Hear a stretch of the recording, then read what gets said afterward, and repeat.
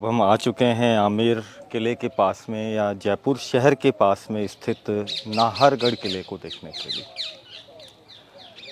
क्योंकि अभी तक तो आमेर के राजाओं ने मुग़लों से संधि की, मुग़लों की सेवाओं में अपना समय बिताया, क्योंकि उनकी मजबूरियां भी थी कि जयपुर को या आमेर को प्राकृतिक रूप से कुछ नहीं मिला था। मिली थी तो केवल ये बैरन पहाड़ियाँ, और अगर इनका भाग्य भी था तो भगवान भरोसे था कि अगर अच्छी बारिश हो जाती है तो अच्छी फसलें हो जाएंगी और वो अपना एक साल आराम से बिता पाएंगे। और सूखा जो था राजस्थान में लगभग पड़ता ही रहता था। एक राज्य है मेवाड़, जो कि प्राकृतिक संसाधनों से सब कुछ भरा हुआ था। वहाँ के राजा को किसी के आगे झुकने की कोई ज़रूरत भी नहीं है।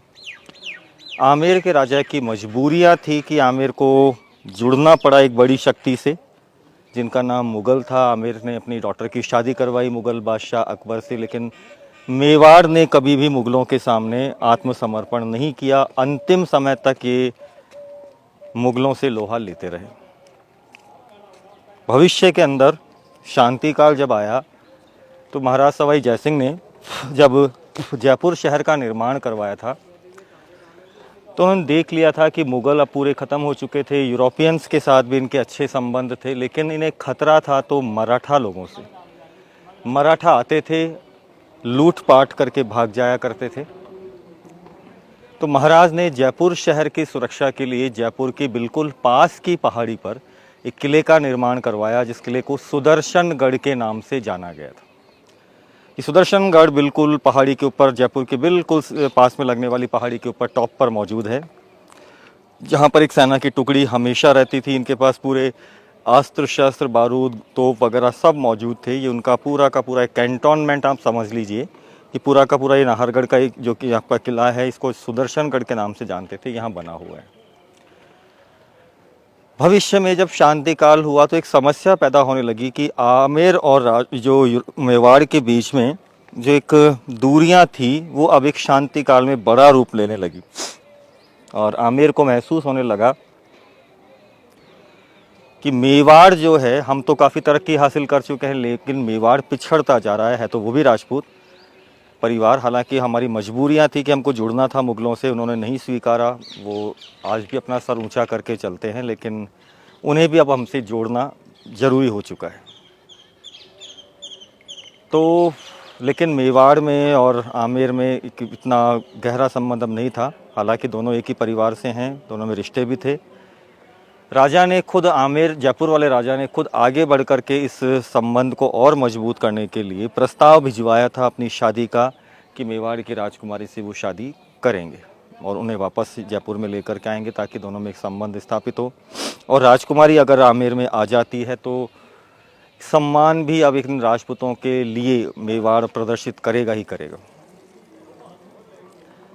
राजकुमारी की शादी का मैसेज पहुंचा मेवाड़ में, तो मेवाड़ की राजकुमारी ने एक ही बार में नकारने पर इतना विश्वास नहीं किया, कहा कि मेरी भी शादी होगी, घर से तो मुझे यहाँ से विदा होना ही है। अगर मैंने डायरेक्ट मना कर दिया इन जयपुर वालों को, क्योंकि इन्होंने मुग़लों का साथ देख करके हमारे यहाँ पर उदयपुर में आकर के, मेवाड़ में आकर के राजपूतों का ही कत्लेआम किया था, तो इनसे शादी करने की तो मेरी कोई इच्छा नहीं है। लेकिन डायरेक्ट मना करना भी एक बहुत बड़ी गलती होगी। तो उन्होंने एक मैसेज दिया इनडायरेक्टली कि राजा, आप मेरे साथ में 9 लड़कियों को अपने साथ ले जाइए। इन्होंने बचपन से लेकर के आज तक का पूरा समय मेरे साथ ही बिताया, मेरी खास सहेलियां हैं, इन्हें अच्छी तरह से पता है कि मुझे क्या पसंद है, क्या नापसंद है, कौन सी चीज़ मुझे खुश करेगी, कौन सी चीज़ ना खुश करेगी। अगर इन लड़कियों ने 1 साल बिता दिया आपके यहाँ पर तो मैं आपसे शादी कर लूँगी। मेवाड़ जो कि एक जन्नत है, उदयपुर को झीलों की नगरी के नाम से भी जानते हैं, और एक जन्नत, वेनिस ऑफ द ईस्ट का भी इसे एक दर्जा मिला हुआ है।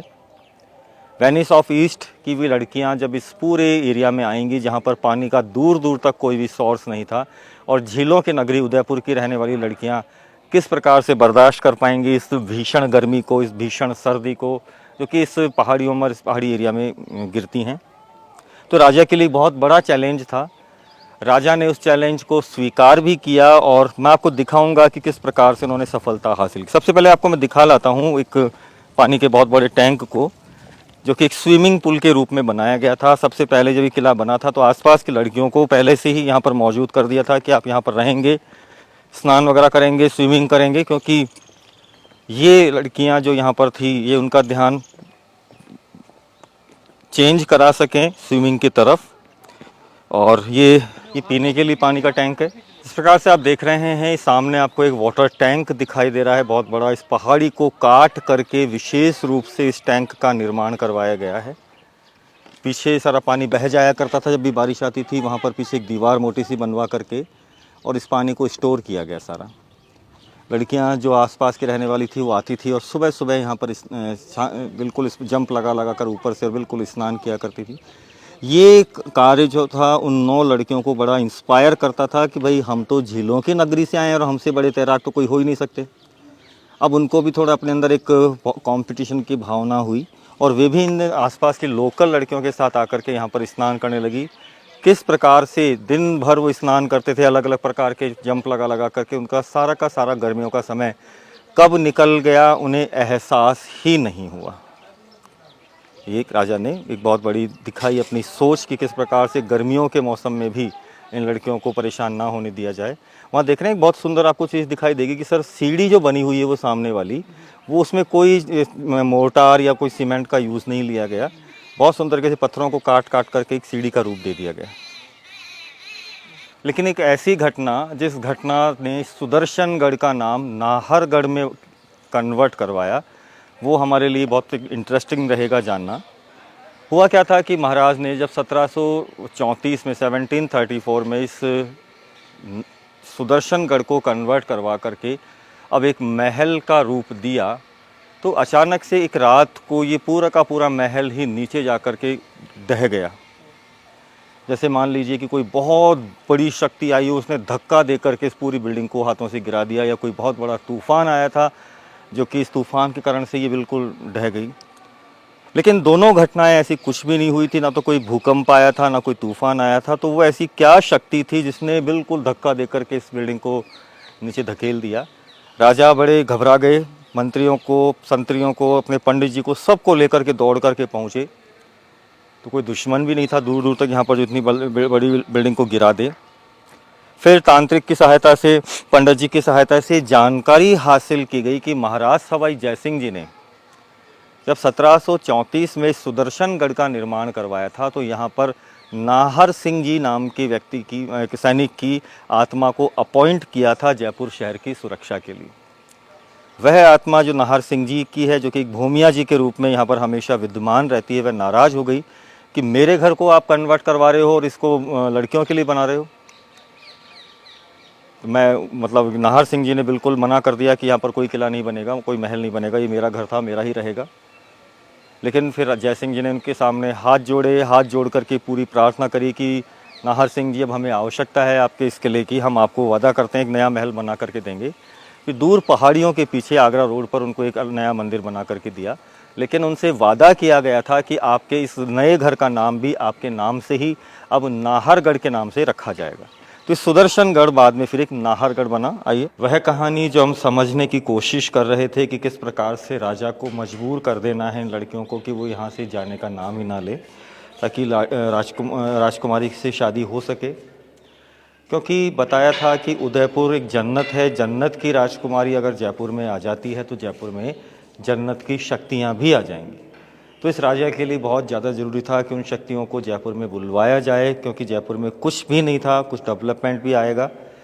तो देखिए राजा को बताया गया कि महाराज, और सुना है कि मॉडल जो इस किले का है ये भी मेवाड़ से ही आया था। ये कहानी समझ में नहीं आती है कि मॉडल्स यहाँ पर आ चुका है और बना भी दिया गया है इसमें। तो क्या ये राजकुमारी और राजा की पूर्व नियोजित एक घटना थी कि इस प्रकार से शादी होगी, मैं जयपुर में आऊँगी, या एक घटना कह सकते हैं या एक संयोग कह सकते हैं कि क्यों यहाँ पर ये मॉडल आया। एक ऐसा मॉडल था जो कि बहुत ही ज़्यादा क्रिटिकली मतलब अगर हम इसे समझेंगे, बहुत ज़्यादा इसमें दिमाग दौड़ाना पड़ेगा कि संभव ही नहीं है फिर ये मॉडल कैसे बन गया। जब आप देखेंगे तो आपको दिखाई देगा कि इस किले में अंदर 7 एंट्रेंसेज हैं अंदर जाने के लिए, यानी कि 7 एंट्रेंसेज 7 रूम के होंगे। लेकिन जब हम गिनेंगे तो हमें आपको 9 रूम गिनते हुए दिखाऊंगा कि आपको यहाँ पर 9 रूम दिखाई दे रहे हैं, क्योंकि जिनका जन्म ही जन्नत में हुआ है उनके लिए बाहरी खूबसूरतियाँ कोई महत्व नहीं रखती हैं।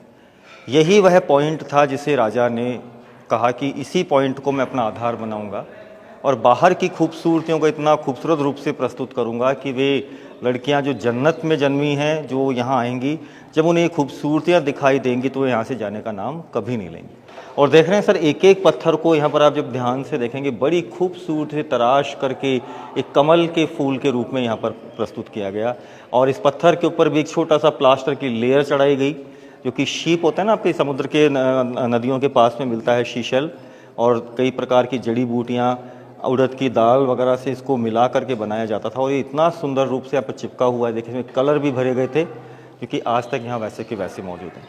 एक एक छोटे से छोटा पार्ट भी आप देखेंगे तो बड़ी खूबसूरती से यहाँ डेकोरेट करके, पेंट करके इसको कमरे को सजाया गया है।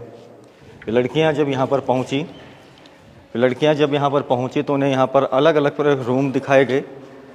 ये पूरा का पूरा एक कॉरिडोर आपको दिखाई दे रहा है, जहाँ पर म्यूजिशियंस हर जगह मौजूद थे। हर कमरे के बाहर देख रहे हैं चौखट के ऊपर म्यूजिशियन बैठे रहेंगे म्यूज़िक बजाने के लिए। हर कमरे को एक विशेष नाम दिया गया, चांद प्रकाश, सूरज प्रकाश, वहाँ खुशहाल प्रकाश। अभी लड़कियाँ जिन कमरों में जाएंगी उन्हें एहसास करवाया जा रहा है कि देखो हमें कितना सम्मान मिल रहा है, कि हमको कह रहे हैं राजा कि हम चांद के समान खूबसूरत हैं, इसलिए हमें ये वाला कमरा दिया गया। हम सूरज के समान खूबसूरत हैं, इसलिए हमें वो वाला कमरा दिया गया। और वो लड़कियां जो वहाँ जाएंगी, भाई तुम तो हंसती हो तो खुशहाली बरसती है, तो उन्हें खुशहाल प्रकाश का रूम दिया गया। और एक एक पार्ट को देखेंगे जब आप, पत्थर तो को भी कितना खूबसूरती से चीज़ल करके यूनिफॉर्म तरीके से काटा गया। सारे के सारे कमरे, इनमें 1 इंच का भी बिल्कुल भी कोई डिफरेंस नहीं है। उसी मापदंड के अनुसार एक एक पत्थर को काट करके यहाँ पर बड़ी खूबसूरती से लगाया गया। लकड़ियों के गेट बनाए गए। चौखट को भी देखें कितना बारीकी से तराश करके बनाया गया। अंदर आए। हर लड़की के जैसे ही आप अंदर आते हैं आपको सबसे पहला रूम दिखाई देता है। ये ओरिजिनल दरवाजे हैं। सर्वेंट क्वार्टर है, जो कि उनकी सेवा में हमेशा यहाँ पर मौजूद रहेगा। दिन रात वो यहीं पर रहता था। जैसे ही एंटर होगा, झूला यहाँ पर एक बड़ा सा फैन लटकता था, जो कि हमेशा खींचा जाता था, ताकि जो भी मेहमान अंदर आ रहे हैं उनको हवा की कोई कमी ना रहे। हर कमरे में एक पानी का टैंक बना दिया गया, क्योंकि पहाड़ी पर अगर पानी नहीं मिला तो लड़कियां तो वैसे ही भाग जाएंगी, तो लड़कियों को रोकना बहुत ज़रूरी है। हर कमरे में पानी का टैंक है। जब भी बारिश यहाँ बरसती है, सारा पानी आकर के यहाँ जमा किया जाता है। इस कमरे की विशेषता यह है कि यहाँ पर एक अटैच लैट्रिन बाथरूम भी बनाया गया है, और यहाँ पर देखिए किचन की भी व्यवस्था है। इन कमरों को भर दिया गया था विभिन्न प्रकार की खूबसूरत ड्रेसेस से। यहाँ पर इन सभी कमरों के अंदर जितने भी आपको दिख रहे हैं ये आले, इनके अंदर सुंदर सुंदर ड्रेसेस रख दी गई, और वो सुंदर ड्रेसेस भी पहन सकती हैं, क्योंकि लड़कियां कह सकती हैं कि राजा बहुत तेज़ ठंड पड़ती है यहाँ। तो उस ठंड से बचने के लिए जो सबसे पहला जो रूम है, इसके नीचे सरफेस के नीचे यानी प्लेटफॉर्म के नीचे यहाँ पर ओवन्स बनाए गए, जहाँ पर लकड़ियों को हमेशा जलाया जाता था। तो ये हमेशा कमरा गर्म ही रहता था, वरना पहाड़ी के ऊपर की जो ठंड पड़ती है वो बहुत ख़तरनाक होती है। सबसे पहला आपको देखने को मिल रहा है ये उनका सर्दियों का कमरा है यहाँ अंदर सोने के लिए, और वहाँ देखिए हाथ सेकने के लिए ओवन भी बना हुआ है।